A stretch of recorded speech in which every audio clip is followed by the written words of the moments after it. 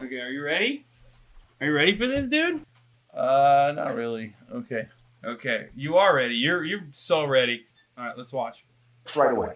You're not purple, and two, you're a carpetbagger. You're not from there. Overcome them. So first of all, I'm going to prove that this mythology that progressives can't win in purple districts is totally wrong. We represent the voters way better. So for example, strong progressives run uncorrupt. So I'm going to run against bribery. All the corporate campaign contributions are bribes. That's what they are. And you know what? Democrats know that, but Republicans know that as well. That's part of the reason that Trump won. He said drain the swamp. People hate the corruption. And progressives are clearly against corruption. When the Nancy Pelosi's of the world say, no, we've got to run as corporate Democrats in purple districts, who are they trying to appeal to? The people in 25th District don't want big corporations running them. They've been screwed by that. What about the you're not us? Yes, so I'm going to move to the district, and it's a fair point. Hey, they say you got to come here to represent me. That's right. My wife's a saint. She's got a job near where we live now, but she said, yes, we're willing to move. So I can't wait to go there. It's a wonderful community. I've been all over the district. I love it. Can't wait to move. And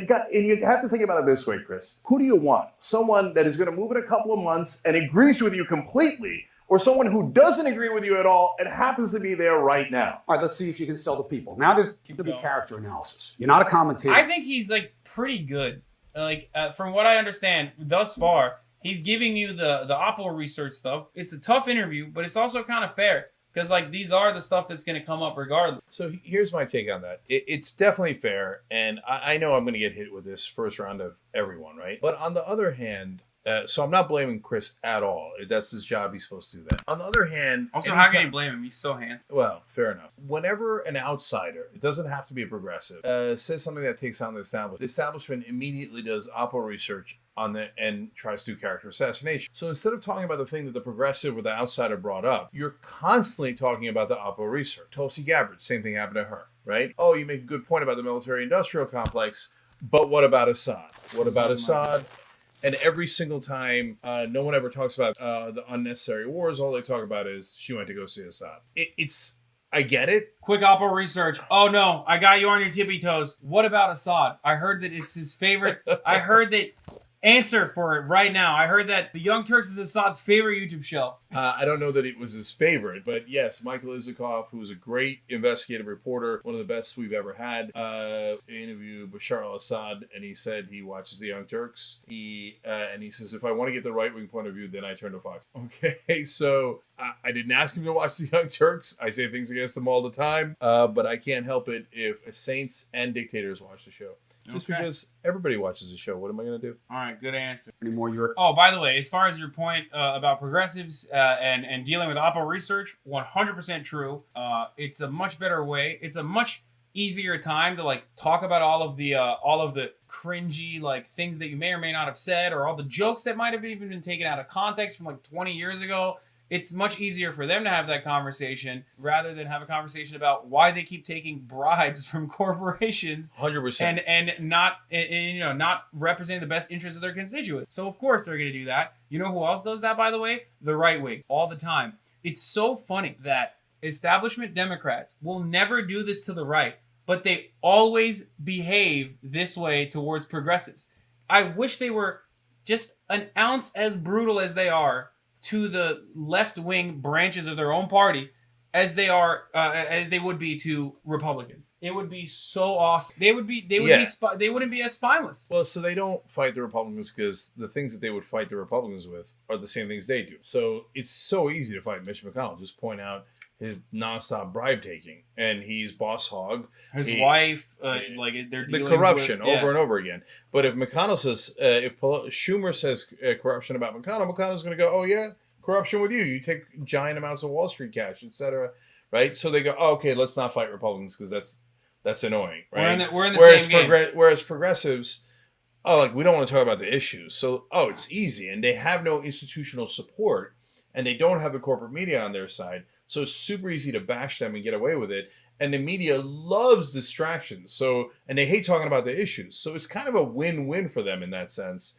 And then the progressives never do oppo research on establishment Democrats. So then it's an uneven playing field.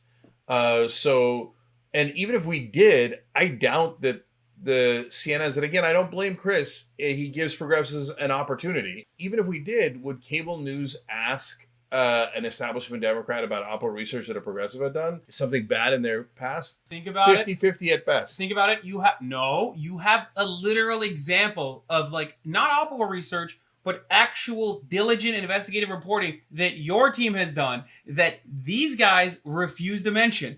I was watching the debates on CNN, and I said to my audience, not a single host, or the MSNBC ones, not a single host is going to bring up the fact that the fact that the Pete Buttigieg campaign lied about having African American community leaders as support. And I don't even care about the stock footage stuff, but I definitely care about the fact that like one of the black leaders that they pointed to and said that were supporting Pete Buttigieg's Douglas plan was literally someone who had endorsed Bernie Sanders, and they lied about all of that. And it was Intercept reporting, and it was also like, and the TYT Investigates reporting has done plenty of reporting in South Bend, Indiana. None of it ever gets featured. None of it ever gets talked about. They never talk about it. Why? Because they don't care. Yeah, and they are the establishment. So look, one more example about that. So Jonathan Larson, our managing editor at TYT, broke the story about how cops are talking about, we're going to tell Buttigieg's donors to fire the black police chief. And then they say later, the donor did tell Buttigieg he's going to fire him. And then he does. Buttigieg fires the black police chief, gets in some trouble with the community, so then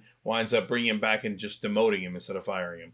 But it's clearly on the tips. But what's worse is that the cops said white people are going to be back in charge. Yeah. Okay. Now, imagine for a second, while Bernie Sanders was mayor of Burlington, there were cops on tape talking about, hey, Bernie, don't worry, Bernie's here. White people are going to be back in charge. We control his donor. It'd be the biggest story. He would be disqualified immediately. No one would ever stop talking about it. They'd say, we knew it. Bernie Sanders hates African Americans. You all know it. You all know it to be 100% fact. And Buttigieg does it. They're like, yes, but he speaks Norwegian and will sell out to all of our donor friends. So no, media blockade. Insane to me that was like such a massive story that they refuse to do it. They do it in the UK as well. They are now refusing to cover the investigation done by Labour on the Tory party's like manifesto, where they're talking about openly selling parts of the NHS to American healthcare providers and privatizing certain aspects of the NHS, despite the fact that the Tories have consistently talked about how they wouldn't touch the NHS because they know it's politically unfavorable. The BBC, instead of covering that, is making that seem like it's suspicious or not legitimate, and too busy blasting out Facebook ads on the date, on literally like the last date to sign up for voting, to sign up to register to vote, about how boring it is to go out and vote. It's insane. They just do this. They do it all over the world, and it's manufacturing consent. It's just, it happens everywhere. You see it with your own eyes. So let's continue as they do. Oppo research round 2. Okay, but by the way, it's capitalism. Just gonna put that out there. It's capitalism. Candidate. You've written things in the past that were ugly. You've said they were insensitive and stupid. People say, nah, you're doing it out of convenience now. You said misogynistic things. Yep. You want to run as a far left candidate. They want to protect women's empowerment. You are the enemy. So first of all, I wrote that stuff 19 years ago.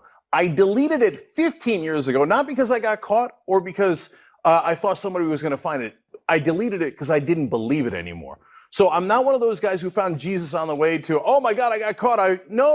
I said, this is not me. I was trying to be a stupid, politically incorrect Republican. So I wrote these things that I knew were offensive. And so when I saw it with my eyes again, I was like, no, I'm getting rid of these. The right wing, the alt-right found them and surfaced them 2 years ago. Now, a lot of the Democrats who are part of the Democratic machine go, hey, I like that right-wing tactic. Let me resurface that. A lot of progressives, they have zero appetite for a man saying anything about women being inherently inferior. As well they should, because that is totally wrong. The question isn't whether I said that. The question is, did I disavow it? And did I disavow it now that I'm running for office? Hell no, 15 years ago. Chris, I've been on the air now 18 years with the Young Turks. And would anybody argue that I'm not progressive enough? No, I fought for women's rights, minority rights, every kind of person you could find, I have fought for. That's why all of the top progressives back me. And it's because I've proven it And would millions of progressives across the country, including millions of women, support me if I was that guy? No. They support me because I'm a firebrand on the side of the left, on the side of rights for all of those folks. Questions will come. You'll have to address them. I hear your argument here. The audience does as well. The other big stick, the name of your show, the Young Turks. There is a suggestion that until very recently, you didn't believe in the Armenian genocide, and that it's not a good... He's hitting all the main three oppos. Like it's the misogynistic remarks or whatever that literally Nazis and like all the alt-right used and brought up and surfaced to attack you, attack the Young Turks, attack Justice Democrats, even attack me actually. This Democratic establishment attack, Brianna Wu said, reminds her of the Gamergate attacks against her. Like just nonstop personal attack. Doesn't matter if it's old, doesn't matter if true or untrue, because a lot of the stuff they're putting about the videos are totally out of context, totally misleading, and purposely so, obviously lying, right? Yeah. So it's just a smear campaign because God forbid anyone should either talk about the issues or talk about the most critical third rail, that they're all taking bribes. Historical thing, it's a bias. And that the name of the show suggests where you are on it, and that you are basically ignoring genocide. No, absolutely false. So is it true that I was wrong about that? Again, earlier in my life, yes, I wrote a college paper, not a paper, but an editorial about that. I have disavowed that over and over again, not just now, for year upon year. So it's just not true that it's recent at all. And so why did I believe that when I was younger? Because I grew up Turkish and I only heard one side of the story. Why didn't you change the name of the show? So the name of the show has absolutely nothing to do with it. But my two co-founders are Jewish. When we got together, they weren't Turkish at all. Young Turks, the literal definition in the dictionary is young progressives looking to overthrow the established system. But when you Google the Young Turks, you're going to get a history of that term. It's like why now Trump and his guys want to call themselves nationalists. When you look at how nationalism has been used, very ugly. Wait, Young Chris, Turks was used back in Turkey. Wait. Are you saying that Rod Stewart? Are you saying that Rod Stewart called the song "Young Turks" because it was an ode to the Armenian genocide? Of course not. When Michael Ovitz did it at CIA, of course not. Why did you do it as some? Or the Young Turks record label, which hosts like the Charlie XX, I think, and like Sampha and many other and the very progressive record label in the UK. Like, no, the word has a historical reference to obviously like a young revolutionary anti-establishment a person. So I'm going to repeat that it's a dictionary definition in a second, but so far we're at least 2/3 of the way through the interview. Not one question about issues. And again, I'm not blaming Chris for it. Almost anyone on cable news would have done this or worse. Okay. It's just that we've used up the whole interview for oppo research. And so you almost have to go through each person in the media at least once where they refuse to talk about issues. And then in the second round, if you're lucky, maybe they don't talk about the same exact oppo research again, and maybe then you could bring up your issues. But who knows if you're ever going to be on again. So this is the structural problem that we're dealing with whenever any progressive runs and challenges the system. Yeah. Yeah, it sucks. But I think you're doing a pretty good job, to be honest. So I'll tell you a quick inside baseball thing on that. So in politics, a lot of the communications teams say, so when you have something like this in the past, you just profusely apologize every single time. So the problem with that is that it doesn't acknowledge what is happening. It's less honest. Yeah. And it lets them, in a sense, win the game, right? By saying, okay, I bow my head to your oppo research, and I will apologize for things I did 19 years ago over and over. And that's all that anybody ever asked me. And I'll never ever talk about the issues because all I'm doing is sitting there apologizing. No, not things that you did. Things that you said in an effort to be satirical, too, on top of that. It's so stupid. It's so absolutely pathetic, especially considering the fact that, I hate to say this, but everyone has privileged blind spots. I talk about this all the time. You think Cuomo in his past hasn't said some that would be incredibly offensive now in today's lens? Of course he has. Every single person has done this. Even the people who always turn around and woke scold others on the internet will engage with this if they haven't deleted their Twitter already. And it happens very frequently on the internet. Like someone will go out and call someone out and be like, oh my God, this guy is such a piece of shit. he's so sexist or whatever, and then you keyword search their account in a similar fashion that they did to you, and you find out that he said terrible things about Asians, or you found out that he said terrible things about like black people that are incredibly insensitive. And I'm not excusing that kind of behavior, but my point is like people like to behave as though they are pure and as though they are perfect, or in your case, it's even worse, as though like they were born woke. When you went through a transformation and you absolutely learned from your past and learned from your past behavior and consider it to be reprehensible, and these guys are still bringing it back up, it's going to happen over and over again. It just sucks. So one last thing about this. The reason that good folks with good intent tell you not to fight back is they think you'll look mean. Yeah, but how's civility worked out for Democrats in the past? I mean, hey, you don't have to tell me that, okay? yeah. Absolute train wreck. So look, you should apologize for the comments that you said wrong, whether it's me or anyone else, but then move on and say, okay, now this is what I believe today. But you really have to squeeze the issues in any crack that you can find or create in an interview like this. So that's just the reality of what happens every time. So no, I'm not going to go quietly into that good night. I'm the leading candidate in this race. I've outraised her. That's their metric, the only metric they care about. I have 1 billion more volunteers, 1 billion more individual donors. And so they want to chase me away with a dirty pool. But look, they want to fight. I'm a fighter. So, I think they messed with the wrong guy on that count. So I think that's why you see me coming out aggressively here. No, you're coming out awesome, dude. Are you kidding me? I think look, honestly, this is the only way to deal with it. I know I have my own share of controversial remarks that I've still made, and I'm still growing. Okay, I'm still a growing boy. I'm gonna make mistakes in the future, just like I've definitely made mistakes in the past. In this day and age, it's very easy to craft a narrative about any particular person when everything that we've said has been logged 1,000 times over on the internet, and it's so easy to just like clip something out of context or clip something in an unfavorable fashion and craft a narrative. You just have to fight back and be like, listen, everybody knows exactly what kind of person I am. It's absolutely preposterous that they're doing this. I think you're doing a good job at it too. Yeah, so the super last thing on that is, if you notice the graphics on the screen the entire time, a lot of people have CNN on in the corner of the room without having the volume on. It doesn't say Young Turks CEO, the most progressive person in the race. It doesn't say jenk believes in Medicare for all or higher wages or against corruption. Past controversial remarks the entire time. Okay, so it's branding it into people's heads. Jenk's a bad guy. Now, what has my opponent done in the past? It doesn't matter. We didn't get the oppo research on that. And so we're not going to talk about that. We're only going to talk about you. So I think you got to fight a little dirty, though. Like, you just got to. One who was saying the Armenian genocide wasn't real. No, but as I explained, I already disavowed that. It had absolutely nothing to do with that. So it was about literal definition. Young progressives looking to overthrow the established system. Now, you know our show a little bit. I know it a lot. So isn't that... Okay, I also have to make a joke here, but it's also because Jenk used to be young and Turkish, too, at the time. No longer young, so it doesn't look the same, but... So we're thinking of changing it to Boomer Turks. Yeah, the Boomer Turks. TBT. Oh, Jesus. You got a perfect description of what we are? Absolutely. So there you go. That's why we named it. What I'm saying, there's a convenience out of it now that's going to be criticized. You're a candidate. You got to answer for it. But Chris, all of these things, look, I don't come as the accused. I come as the accuser, because all of these are distractions from the issues. They don't want to talk about Medicare for all because I'm the only person in the race that's for Medicare for all. They don't want to talk about the corruption because they take giant corporate PAC money. My Democratic opponent, you know what our average contribution this year has been so far?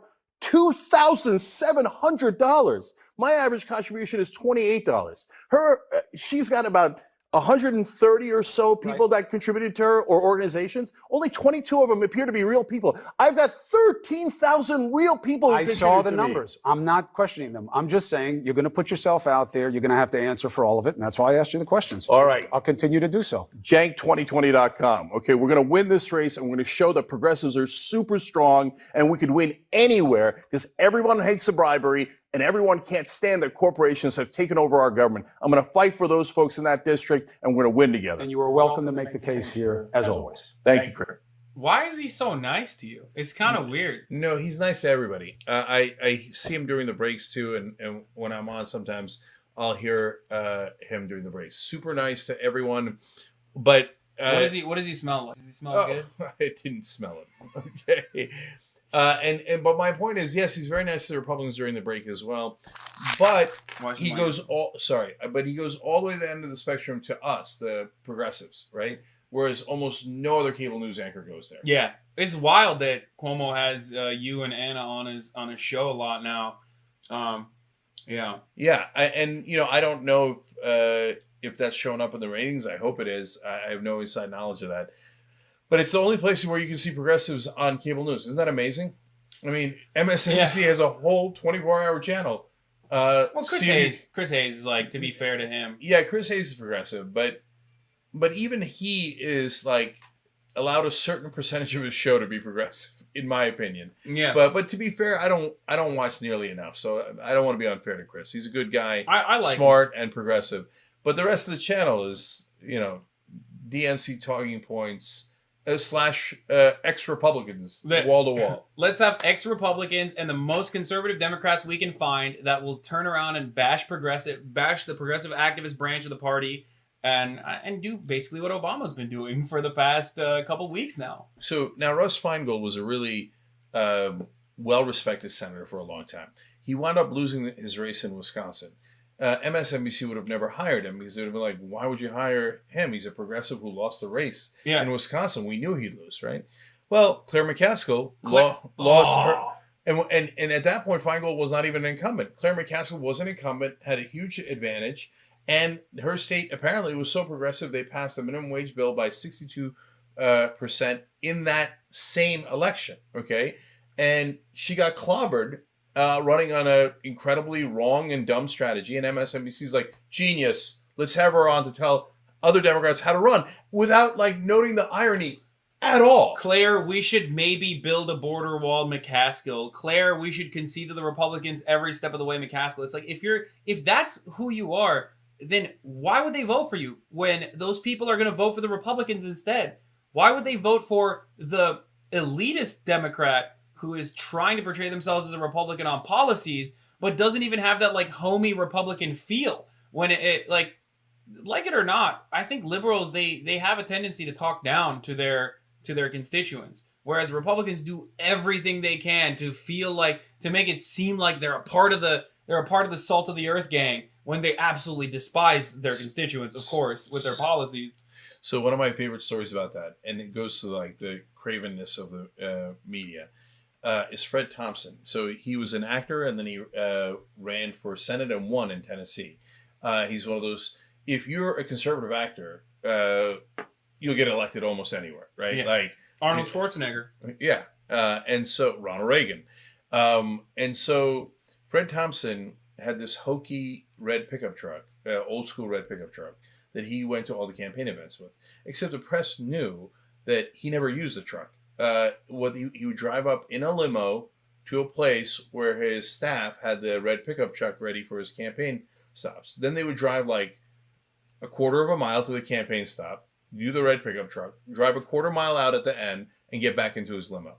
All of the press knew it and never reported on it. But instead, they literally would report Fred Thompson's on the campaign trail again with his red pickup truck, part of the community, But it's kind of like John McCain, right? He's giving them... Because, John McCain was, very friendly with the press, and he always gave them access. But he also famously called his wife a in front of the press corps. Did you know that? Yeah. At least I don't plaster on makeup like a trollop, you in front of the press corps. And they didn't really report on that because he was well-liked by the press. And, it was good. There was already, the hero narrative well-established for John McCain. So I'm going to come up with a new rule here. It's going to be, the least ingenious title ever. Maybe you guys can improve upon it. But the Bernie rule. So the Bernie rule is, imagine if Bernie did it. Okay? Yeah. Oh, yeah. Okay, so in that case, if Bernie had said that once, disqualified. He would never say that to Jane. How dare you? Of course. I can't, but you literally can't imagine Bernie saying that, right? Yeah. But if we were to, some shocking moment have said that, every single person in the press would say he was disqualified. Every one of them. Every Across one the of them. board, yeah. Yeah. John McCain says it. They don't even tell you he said it. Yeah. It comes out look later. At the imbalance. And what's amazing to me about the mainstream media's bias is how incapable they are of seeing it. Like, they genuinely think they're the most objective people on earth. And then, of course, you wouldn't report that about John McCain. The poor guy didn't mean it. And, of course, you would report about Bernie because he's an obvious monster who hates women. Yeah. Like, and they can't see that bias. Do they legitimately? I just don't understand how they can have so much disdain for Bernie Sanders. Like, I just don't understand how they could, like, legitimately think this, like, old dude who's been super nice and on the right side of history on issues that they have now come to terms with, not Bernie. They have recently only come to terms with, like, gay rights or civil liberties or even, like, women's rights and whatnot. How can they turn around and look at that old guy who's been fighting for all of these things for such a long time when it wasn't even, like, politically viable for him to do so and be like, yeah, this guy's evil? It just doesn't make any sense to me. I feel like it has to absolutely be just, like, partially malicious, right? Like, it just makes no sense. No, the groupthink is super thick. The groupthink is super thick. Like, I'm positive that they genuinely believe it. There is no cabal. They don't get together and go like, let's screw over Bernie. We're all rich. No way. They just all in a cloud of, obviously he can't be Bernie.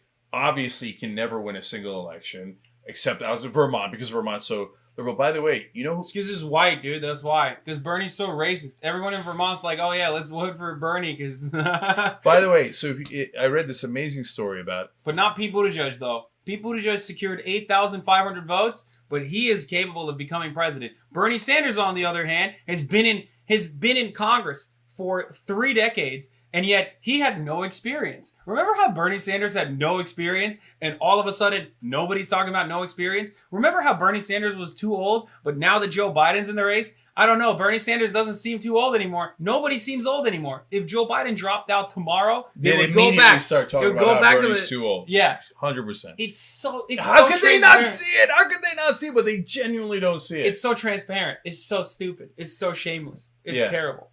Yeah, it's they just all believe that Bernie would, can't win and would upend the system because every single person that they know thinks the same exact thing. So they're almost gaslighting themselves, right? Like it's just giant echo chamber of not Bernie, not Bernie, not Bernie, not Bernie, Bernie can't win, etc. And they really internalize it and believe it to their core. And every time you tell them, I swear to God, I mean, I've had many of these moments with mainstream media people on both Bernie and other progressive issues. When you tell them something progressive, they literally take a quarter of a step back like this, and give you that look of skepticism. The idea that I could win in a purple district. Oh, by the way, jenk2020.com. Okay. jenk2020.com. Okay, I'll allow it. You're giving enough content now that I'll allow it. Okay. You can plug your... So I said to some reporters, I think progressives have a better chance of winning in purple districts. And I got the quarter step back. Like, they believe, that's the craziest thing they've ever heard. If you're not with the corporate power, how could you possibly win in red areas? Don't Republicans in rural areas love big business? Here's the how could they possibly believe that? The really stupid thing about that is, one, there's a lot of brainwashing that has already occurred for a very long time, and of course they benefit from the Red Scare and its legacy of everything that I hate is communism coming in and terrifying people or whatever, and that's dying out already, especially with Bernie Sanders and people like yourself platforming leftists and doing a good job with that. But how could you possibly think that these Republicans in that area are not voting for Republicans because they are selling them on wedge issues, right? And how would you possibly think that they're voting for Republicans because they're like, oh, it's because the corporate subsidies that they're giving to big businesses or the tax benefits that they're giving to big businesses is the reason why this backwards ass family who's half of them are addicted to fentanyl is actually voting for the Republican for that reason. Yeah, so they say, well, look, you can't change your mind on pro-choice to appease Republicans, right? Which is absolutely right. Yeah. You can't change your mind on a lot of these core issues. So what's left? Well, let's agree with the Republicans on big business. Dumbest political strategy ever. It's been proven wrong a million times. Go ask, turn on MSNBC and ask Claire McCaskill. Ask Joe Donnelly, that loser of losers, who ran that campaign of like, I am like slightly less Republican than the guy I'm running against. No, it's just civility. Like, and by the way, it is an effective strategy in certain districts. If we're looking at districts that are making over, like, their annual household income is like 100,000 plus, like, some districts in Connecticut, yes. Yeah, like in certain districts in Connecticut and like certain wealthy districts, like, that is a viable strategy. In like max 3 districts in the country. Exactly. But the districts where people are like, I don't want to vote for a Republican anymore, even though I'm like aligned with the Republicans in regards to like our class interests, but I don't want to vote for them because they're too rude. You know what I mean? Because they're too rude and they're disruptive, and I don't like what they're saying. So, about rudeness and civility, the reason behind that is the groupthink, in some ways, originates from the donor class. Because remember, all politicians are on the phone with donors 50 to 70% of their day, which is just stunning. It's unbelievable. So all day long, they're trying to appease wealthy people, okay? And they're hearing back from wealthy people, and that's how the groupthink begins. And so wealthy people don't want to rock the boat. Like, the number one thing you don't want to do if you already have wealth and power is rock the boat. The boat's yours. It's your boat. It's your yacht. And you just... So civility is a perfect cover story for don't rock the boat. Okay, now remember, everybody's status quo. Be cool. Nothing will fundamentally change. So why did Biden say that to the donors? Because he's a politician and he's a mirror. He was giving back what he was hearing from them daily. So he knows to tell rich people, don't worry, nothing will fundamentally change. Because that's the message they want to hear. And that explains all of American politics. Meanwhile, those conditions are literally what got us Trump. Like, it's not like just Russian interference or whatever they want to say. It's not even just that Hillary was like insanely unlikable. I know that these were factors. Certainly, James Comey in his letter, like, these were all important factors that led to this devastating defeat. But it was still the reason why American politics is so fickle is because of the nothing will change and incrementalist, marginalist like approach the Democrats have applied for the past 3-4 decades now, Bill Clinton onward. Yeah. Like, that's what it is. So jenk2020.com, obviously. CENK2020.com, but that's okay. We thought of you guys. If you misspell it, which is very understandable, and you do JENK2020.com, still works. Okay. Well, look at you, dude. One, this room is the hottest room in America. I know. I'd rather be grilled by Cuomo on a CNN set than it'd be like, and I've got like this torture light on me. Okay, right? Well, listen, it's not easy to. I know. Look, Twitch streaming is not easy. Okay, thank you for acknowledging that this is difficult to do. I'm sweating in here. I turned on the window too. The window's open. I know. I don't know why all of a sudden in New Jersey it's like 80 degrees at night. Yeah. Anyway, at Thanksgiving. Okay. Speaking of which, I'm going to go get seconds. Okay. What? Oh yeah. Go ahead. Go do your thing. All right. Hey guys, thanks for watching. You're watching anyway. But anyway, look. I'll leave on one note because this is what I believe. If just some of you fight back. And fight back in political ways, volunteering, however you want to do it, then I swear to God we can win. I swear to God. I don't mean just my race. I mean progressives. I mean overthrowing the corrupt system of money in politics and private financing of elections, etc. So the number one thing, and if you read Ryan Grimm's book, We've Got People. Oh, they know all about it. We did a whole interview. Yeah, I know Ryan was on before. And so if you read that book, Ryan accurately explains that the number one thing Mitch McConnell and the establishment doesn't want is protesters. Because they know that if people start actually rising up, they're screwed. They have no actual human beings on their side. All they have is money. And so if we rise up, they're in a world of trouble. You do it the right way, do it the political way, okay, but if you rise up, we're going to win. And we don't need everybody. We just need a certain percentage of you guys to say, all right, I've had enough and I'm going to do something constructive about it. And we'll make a difference. Plus, that's why Bernie's incredibly important too. Last note on that, because he is the organizer in chief. And he wants to rebuild that infrastructure that Americans once had, or at least a semblance of that infrastructure, with union power, so that we can collectively bargain, so that we can apply grassroots pressure. And that's the only reasonable way to actually combat the entrenched power in Washington, D.C., the what I call would be the power of capital owners, and what you call is like corporate corruption. And that's the only way to do it. It doesn't matter what you want. It doesn't matter if you might want to overthrow the system in its entirety, or you might want just modest social democratic reforms that absolutely works all around the world in other comparable Western democratic nations. And you might want that.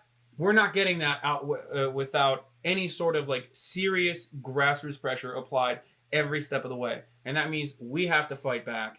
And also, we should run for positions of power like Jenk is doing in CA25. If you're a progressive, try to run for a position of power and never be afraid of the oppo research and the backlash. Okay, actually, super last thing. Let me end on two things. One is... This is just like a show, dude. I know. Well, that's why I love Twitch, because I talk for 8 hours. Yeah. So number one, the fight's in the 25th. Come join us, okay? We're going to do nonstop rally in the valley, okay? The district's filled with valleys: Antelope Valley, part of the San Fernando Valley, Santa Clarita Valley, Simi Valley. So the rally in the valley, we're going to do it every weekend starting in December. So don't just, if you want to donate at jenk2020.com, I love you forever. But if you can, especially if you're anywhere near, volunteer. But you don't have to be anywhere near. You could also do telephones. You could do texting. If we get a volunteer army, they're screwed. They have no volunteers at all, almost no volunteers at all, okay? They're going to flood the market with, like, oppo research ads. That's all they can do. That's all they got. But if we counter them with real people making phone calls and people knocking on doors is the single most, this is not BS. It's actually data proven, okay? There's been studies on it. The single most effective way to convince voters to vote in your direction. So that's why volunteers can make all the difference. And then last thing is the whisper of a dream. Bernie's president, and he needs a bad cop in Congress.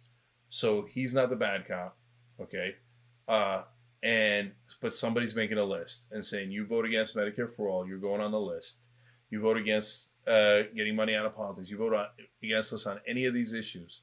You're going on a list, and then we're going to come for you, okay? So I am that bad cop. And if that happens, we can make actual change, because politics is not about civility. It's about carrots and sticks. So if you just have sticks, you're a clown and you'll exhaust yourself, kind of like Trump. All he has is sticks and he's an idiot, right? But if all you have is carrots, you're also not going to get anything done. There has to be consequences for wrong votes, political consequences. So if we have a situation like that and we've got more just Democrats in, man, that's what revolution looks like. I said on the night that Trump won, we have to pull our pirate ship up to the Democratic aircraft carrier, board it, and take it over. Because it's a ghost ship. They're weak leaders. They normally succumb to Republicans. Yes, they fight progressives much harder. But at the end of the day, they're weak. Okay? If we board that ship, we are going to take it. And we've already begun boarding with AOC and the others. So that's why Bernie's race is so important. All the Justice Democrat races are so important. And I would argue my race is important, because you need me. You need the guy who's willing to do political sticks. And right now, I don't see anybody else doing that. And without that part of the equation, you can't possibly pass the bills. You need an enforcer. Yeah. # enforcer. All right, guys. jenk2020.com. All right, go eat your Thanksgiving seconds. All right, thank you, Haas. All right, guys. Have a good, happy Thanksgiving. Be on the lookout for that CIA heart attack gun, okay? Be mindful of that. Okay. Hop in the Discord. Otherwise, I'ma split you like a split cord. My man's still pausing. Everybody is bored. Come at me, I'ma sun you. You'ma call me his lord.